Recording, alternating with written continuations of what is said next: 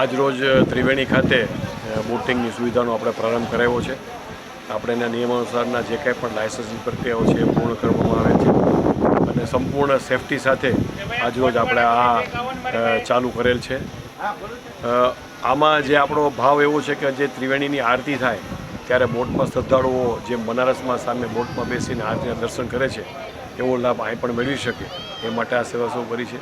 વિશેષમાં અહીંયા જ્યારે અસ્થિ વિસર્જન માટે લોકો આવે તો એમને પણ અંદર જવું હોય તો આ બોટનો ઉપયોગ કરીને અંદર જઈ અને ત્રિવેણીમાં બરોબર વચ્ચે અસ્થિ વિસર્જન કરી શકે છે. બીજું આજુબાજુમાં જે ધારો કે સામે રામેશ્વર મંદિર છે તો ત્યાં પણ લોકોને જવું હોય તો જવાની સુવિધા અમે ટૂંક સમયમાં ઊભી કરી દઈશું.